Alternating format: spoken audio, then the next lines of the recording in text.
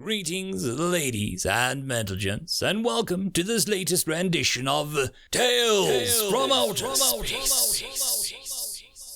Taken from the subreddit HFY. All the relevant links will be down below. And as always, I hope that you enjoy, and if you do, please consider supporting the channel. Now, on to the science fiction. I would like to give a quick thanks to our Tier 5 channel members and patrons. Fallen Angel, Buzz Killington. Thank you again. Now on to the story. They Can't Read, written by Belly Master. We are enraged. Vebin knelt prostrate. Allow me to atone, I beg. The figures before him were invisible.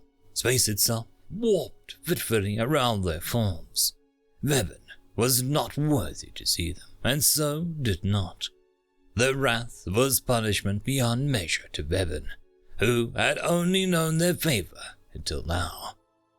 Their voices rippled as one. Cleanse 100 crowds. Flush out the secrets and mysteries by which the chosen hunters have been slain by sacrifices. Return the ceremony to glory, and you will be forgiven. Vebin retreated from the venerated forms and traveled to the hunting grounds, to the place where the chosen hunters' pupated once blood had been spilt. It was unlike any other place in the galaxy. Mysteries manifested in the halls of reverential tradition, unseen to any save the chosen. Many races had sought to discover its location and wrest its riches, but it was well hidden. Winding paths tied intricate knots amongst crystallized gases, great agats and jewels formed from elements that should never have known such forms. Places of light and darkness. Open spaces and tight granaries, surfaces both rough and smooth. The hunting grounds were representative of all life would offer. Sacrifices, captured from ships and colonies of the lesser, unworthy races, were let loose amongst the grounds. Then the chosen hunters were released.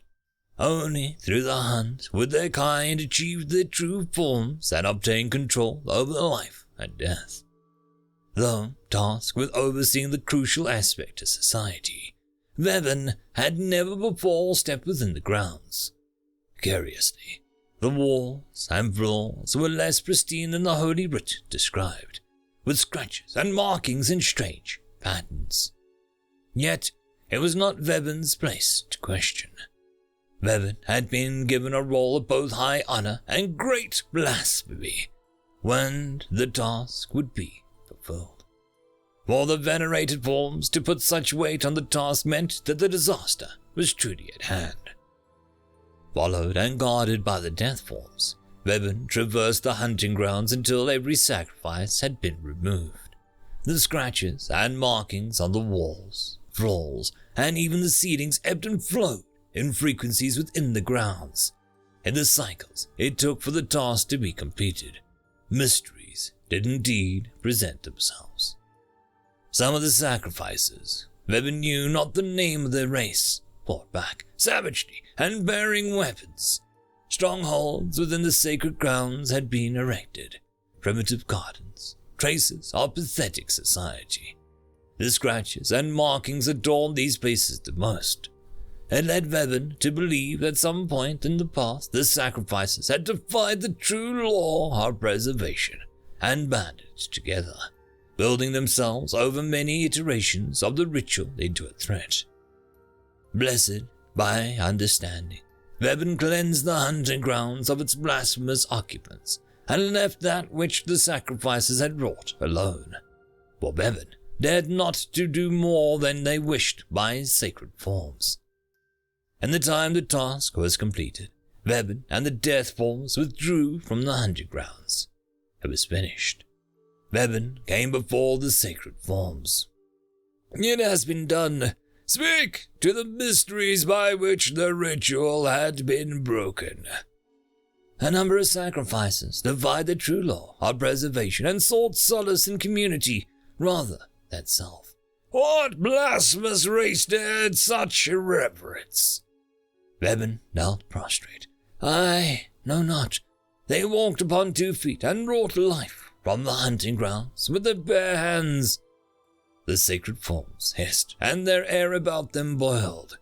Humans! They will pay for the loss of the chosen hunters. You are forgiven, Bevan. Your service has brought enlightenment. Your sacrifice calls for blessing. Was there aught else?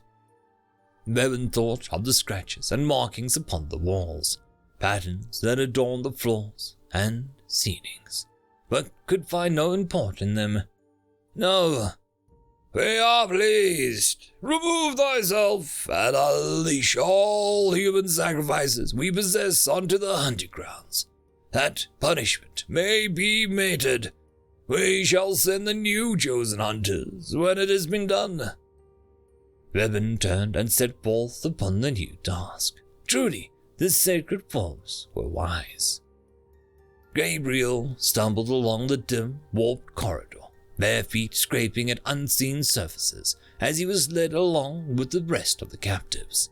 The line was 20 long, old humans remaining from the scouting cruiser Drake's Fortune. They'd been captive for months now. Joanne mumbled behind him, the sounds drifting beneath the scuffed feet and panting breath. Where are they taking us? I don't know, but it's got to be better than the pits. I hope so. She fell silent for a moment.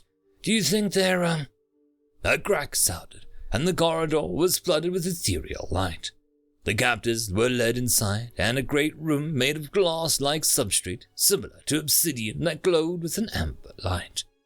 Their restraints were removed, and their captors retreated back inside the corridors, closing the portal behind them. The quiet murmurs grew conversational. Gabriel was silent as he took in the room, multiple entrances and exits of varying sizes. This may be where they took Anastasia and the others a few weeks ago. I'd rather be here than the pits. But what's, Oh, blood. All right. Hey, over here! Everyone gathered around Joanne, her finger pointed at the wall. There, scratched by some sharp instrument in the glass-like substance, were large words in Universal Basic. They can't read. End of story. Story number 2. Like They Used To. Written by Lbry Father Anthracite. The human was wandering around the yard, poking his nose into little corners and out-of-the-way nooks. Ursel was used to humans poking around, but they never bought anything, so he didn't pay it any attention. That is, until the human came over and waved him down from the platform. Ursel went over and inquired what he could do to help the creature. It seemed that there was an item the creature actually wanted to buy, half buried under a pile of motors and pulleys. Ursel wasn't even sure what the thing was, or where it had gotten it. He guided his overhead crane operator using hand signals and had the lump of oddly shaped scrap pulled out and loaded onto a trailer. He charged the human scrap weight for the thing, and after bidding the human good day, promptly forgot all about it. Jason was a specialist. In many ways, he dealt with vintage parts. He knew who had them, who needed them, and what it would take to get them.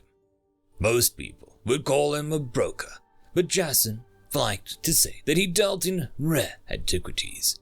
After all, there were only 3, maybe 4 Sophons in the sector who worked in the same field. One day, Jason got a call from a potential customer who was looking for a whole list of parts. Jason could practically feel the credits falling into his lap. He began compiling a list of known sources, and later that rotation sent the quotes to the new client. He received confirmation almost immediately, along with the down payment. He started to gather the parts. Dwayne grabbed a box of parts from his pouch and hurried to his workshop. He had been slowly rebuilding a vintage machine since finding it in a dump last year. He had spent a small fortune sourcing parts and waiting for weeks and months for them to arrive, since their number was literally shipped from other star systems. This package should contain the last wiring harness and several 1-inch precision ball bearings. Dwayne spent the better part of the next rest cycle installing the wiring harness and figuring out how to power the thing with modern power cells. He had to design a small voltage converter and a power regulator circuit, but it was a relatively simple fix. He had already spent several weeks touching up the original parts and installing old controlling electronics. He had replaced most of the moving parts at this point, and a hefty number of the non-moving ones. He held his breath and flipped the switch. There was a flashing light and buzzers going off everywhere. Dwayne smiled broadly.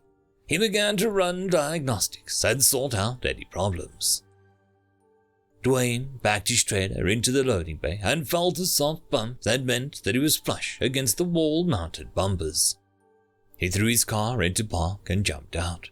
He climbed up on the dock and unlocked the loading bay door, rolling it halfway up.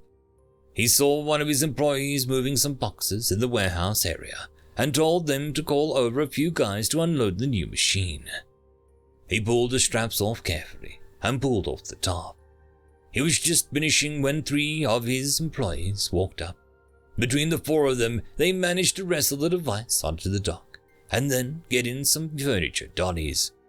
They then rolled it into the front part of the building where it was placed near the front doors.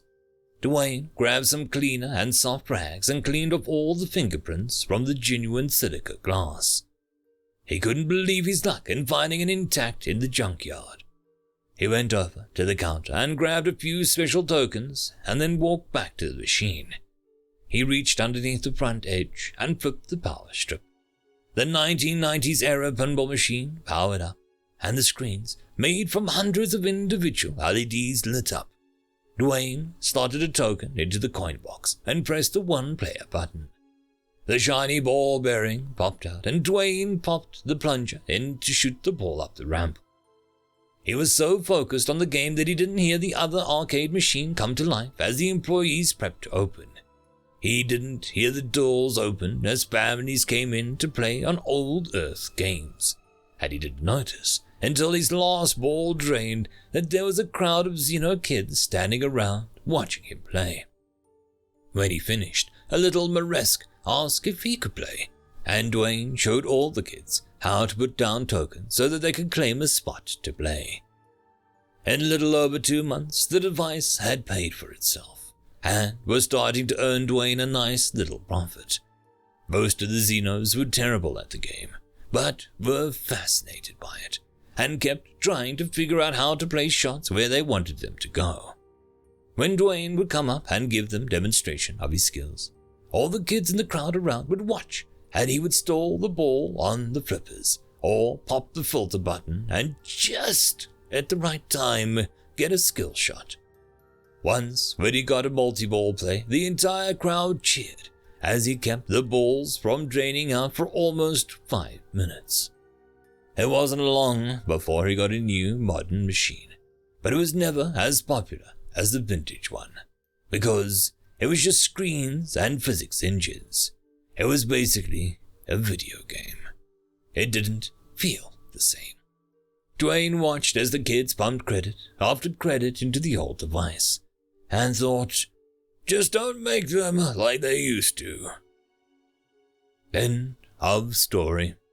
And that, my friends, concludes this video. I hope that you enjoyed, and if you do, please consider supporting the author, even by popping over and leaving a thumbs up or a nice comment, just to show your appreciation for the story. However, if you wish to support this channel, there are links down below which will help immensely. I will see you all in the next one, and until then, I hope that you have a fantastic day. Cheers.